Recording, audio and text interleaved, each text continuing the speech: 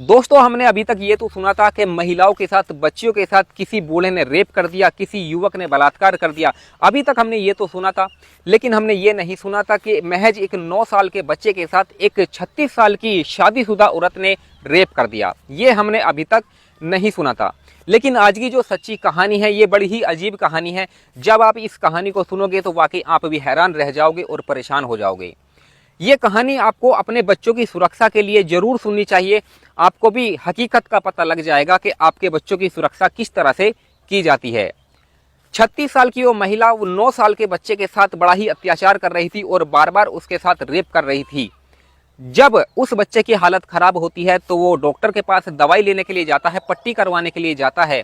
लेकिन 8-9 महीने के बाद जब इस बात का खुलासा होता है, आखिर वो महिला थी कौन और उसको क्या सजा हुई थी और उस बच्चे के साथ आखिर वो कब से उसके साथ इस तरह का कांड कर रही थी, सब कुछ इस वीडियो में मैं आप लोगों को बताने वाला हूं। इसलिए मेरी आप लोगों से रिक्वेस्ट है, अगर अभी तक आपने मेरे चैनल को सब्सक्राइब नहीं किया है तो चैनल को सब्सक्राइब कर लीजिएगा और वीडियो को लाइक कर दीजिएगा।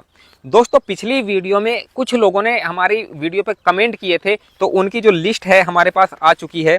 वीडियो के लास्ट में जो है उनके नाम लिए जाएंगे और इसीलिए मैं कहता हूं कि इस वीडियो को अंत तक आप जरूर देखिएगा। और जो भी मेरे नए भाई इस वीडियो को देख रहे हैं तो मैं उनके नाम की घोषणा करूंगा, जो भी इस वीडियो की कमेंट में अपना नाम और अपनी सिटी का नाम लिखेंगे। तो चलिए, ये तो मैं बाद में बताऊंगा। फिलहाल मैं आप लोगों को पूरी कहानी बताता हूं कि आखिर कहानी थी क्या। दोस्तों, ये कहानी है केरल की। केरल के एक इलाके में डॉक्टर की क्लिनिक थी। वहां पर एक महज 9 साल का बच्चा दवाई लेने के लिए जाता है और वहां पर भीड़ में वो जाकर बैठ जाता है। तो डॉक्टर साहब को लगता है कि ये जो मरीज हैं इन्हीं के साथ ये बच्चा होगा।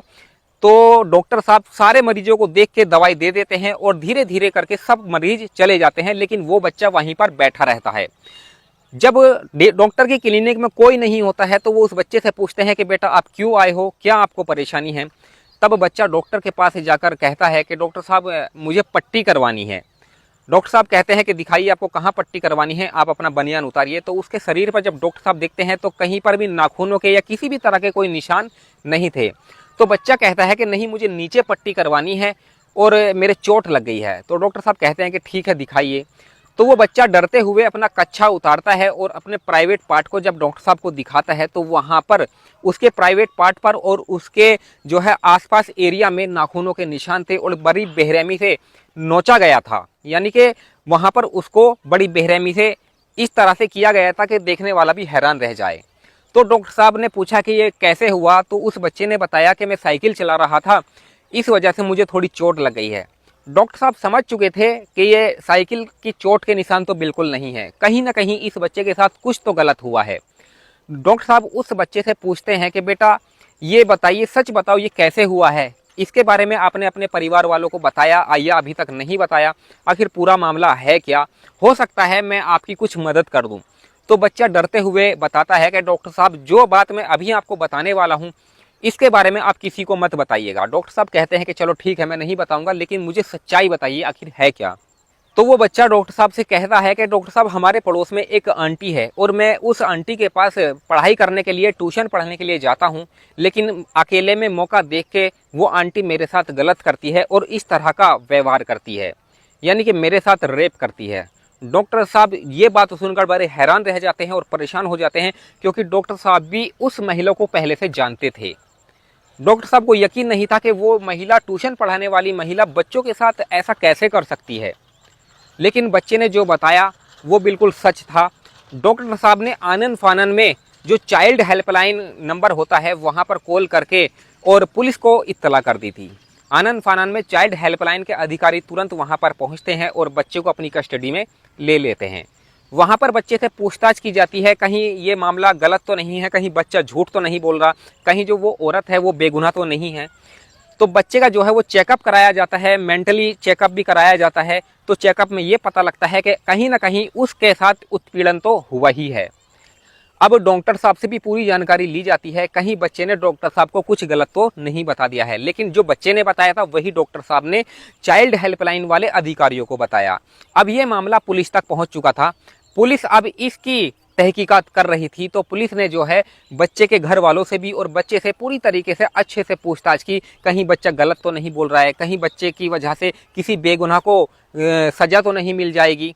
अब यही चीज़ देखते हुए पुलिस ने बच्चे के घर वालों को पूछताछ की, तो उनसे पता चला कि घर वालों ने बताया कि इस तरह का मामला जो है हमारे सामने तो नहीं आया। हाँ, 8-9 महीने से पहले ये बच्चा ठीक था, लेकिन 8-9 महीने के बाद ये गुमसुम रहने लगा, ना ही किसी से बात करता था, ना खाना पीना खाता था, ना ही किसी के साथ खेलता था। ऐसा तो हमने नोटिस किया है, लेकिन हमें ये नहीं पता कि इसके साथ इतना बड़ा गलत हो रहा है और ये महिला इसके साथ बार बार रेप करती है, ये हमें नहीं पता था। तो उस बच्चे की जांच में ये भी पता चला कि वो कैंसर से पीड़ित है और मेंटली डिस्टर्ब है, यानी कि जो है वो किसी से ना बातचीत करता था और कुछ गलत हरकतें भी किया करता था। और वो औरत जो थी 36 साल की शादीशुदा औरत थी, उसके भी बच्चे थे और वो उसका नाजायज़ फ़ायदा उठाया करती थी और उस बच्चे के साथ गलत काम किया करती थी। अब पुलिस ने जो है उस महिला को भी गिरफ्तार कर लिया था। गिरफ्तार करने के बाद उससे भी पूछताछ जारी थी। अब वो महिला जो है शुरू में तो कोई बात बताती नहीं है, लेकिन जब सख्ती से पेश आती है पुलिस तो वो टूट जाती है और पूरी कहानी बता देती है। जब वो पूरी कहानी बताती है तो पुलिस के पैरों के नीचे की ज़मीन खिसक जाती है और हर आदमी ये सोच रहा था कि एक शादीशुदा महिला, 36 साल की महिला जिसके खुद के बच्चे हैं और अच्छा खासा परिवार है, और वो किसी गैर के बच्चे के साथ इस तरह की हरकत कैसे कर सकती है। वो महिला लगभग 9 महीने तक उस बच्चे के साथ गलत काम करती रही और वो यही काम करती थी, उस बच्चे के साथ रेप करती थी। दोस्तों, अब उस महिला को गिरफ्तार कर लिया जाता है और पोक्सो एक्ट के तहत उसके ऊपर मुकदमा दर्ज करके उसको जेल भेज दिया जाता है। दोस्तों, कहा जाता है ना कि जब इंसान किसी हद तक जाता है तो वो ये नहीं देखता कि वो क्या कर रहा है क्या नहीं कर रहा है। कहीं ना कहीं इस औरत ने भी ये सोच लिया था कि इस बच्चे के साथ वो गलत करेगी और अपने जिस्म की प्यास बुझाएगी, तो उसने वैसा ही किया। दोस्तों, अब मैं आप लोगों को एक बात बताना चाहता हूँ। अगर आपके घर में भी बच्चे हैं तो सबसे पहले उन बच्चों से आप बात कीजिए, कहीं किससे वो बात कर रहे हैं, कहाँ वो जा रहे हैं। अगर उनके पास फ़ोन है तो किससे वो बात कर रहे हैं। अगर वो मेंटली डिस्टर्ब है, किसी से बात नहीं कर रहे हैं, तो सबसे पहले आप उनके बारे में जानकारी निकालिए, उनसे बात कीजिए, कहीं वो किसी गलत फहमी का शिकार तो नहीं है, कहीं उनके साथ कोई गलत तो नहीं कर रहा है। जब तक आप इस तरह की बातें अपने बच्चों से नहीं पूछेंगे तो हो सकता है जैसा इस बच्चे के साथ हुआ वैसा आपके बच्चे के साथ भी हो सकता है। इसीलिए उस औरत ने जो किया वो वाकई गलत था, समाज को शर्मसार करने वाला था। उस औरत को क्या सज़ा होनी चाहिए आप हमें कमेंट में ज़रूर बताइए। इस हालात में जो पुरुषों के ऊपर मुकदमा दर्ज किया जाता है, इसी हालात में उस महिला के ऊपर भी मुकदमा दर्ज किया गया, यानी कि जो बात थी दोनों के ऊपर बराबर थी। यानी कि जो पुरुषों के ऊपर मुकदमा और सज़ा उसको होनी चाहिए, वही उस महिला को भी होनी चाहिए या नहीं होनी चाहिए, ये आप हमें कमेंट में ज़रूर बताइए। और जो बात मैंने आप लोगों को बताई है, इस बात का हमेशा ध्यान रखिएगा। अपने बच्चों को हमेशा प्यार कीजिए, उनसे बात कीजिए, आप उनको अकेला ना छोड़िए। अगर स्कूल में भी जा रहे हैं तो बार बार टीचर से उनके बारे में पूछिए कि आखिर कैसा है पढ़ने में, क्या कर रहा है। अगर इस तरह की बातें अगर आप अपने बच्चों के से नहीं पूछेंगे, उनके साथ फ्रेंडली नहीं होंगे, तो हो सकता है आपके बच्चे के साथ भी कुछ ना कुछ गलत हो जाए। चलिए दोस्तों, अब जो हमारे पास कमेंट वाली लिस्ट आई थी, उस लिस्ट में किस किस के नाम हैं वो नाम मैं अब आपको बता देता हूँ। शायद काफ़ी देर से जो है वो अपना नाम सुनने के लिए बेताब होंगे। अगर आप भी अपने नाम की घोषणा सुनने चाहते हैं तो इस वीडियो की कमेंट में अपना नाम जरूर लिखें और अपनी सिटी का नाम भी लिखें, क्योंकि कई बार क्या होता है ना कि एक एक नाम की दो कमेंट आ जाती है, तो पता नहीं लग पाता है कि ये कहाँ से हैं।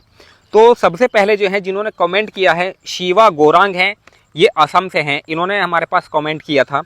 इनके बाद साहिल तनवार हैं, इन्होंने भी कमेंट किया था और अपना नाम लेने की हमसे विनती की थी। इनके बाद जो राजस्थान से हैं, बनवारी मेहराड़ा हैं, इनकी बड़ी बेटी निहारिका मेहराड़ा है, उनसे छोटी बेटी गीतांशी मेहराड़ा है और सबसे छोटी बेटी लक्ष्य मेहराड़ा है और इनकी पत्नी कैलाश मेहराड़ा है। तो ये जो है ये राजस्थान के रहने वाले हैं और ये कई बार इन्होंने मुझसे रिक्वेस्ट भी किया था कि आप हमारा नाम वीडियो में नहीं बोलते, तो आज मैंने इनका नाम बोला। हो सकता है मुझ से अगर कुछ गलत निकल गया हो तो माफ़ी चाहते हैं। अगली वीडियो में फिर से अगर आप कमेंट करोगे तो फिर से नाम बोला जाएगा और इस वीडियो की कमेंट में आप ज़्यादा से ज़्यादा नाम और अपनी सिटी का नाम जरूर लिखें। चलिए दोस्तों, मिलते हैं फिर किसी और वीडियो में, तब तक आप सुरक्षित रहे और हमेशा खुश रहे। चलिए मिलते हैं फिर किसी और वीडियो में, तब तक धन्यवाद।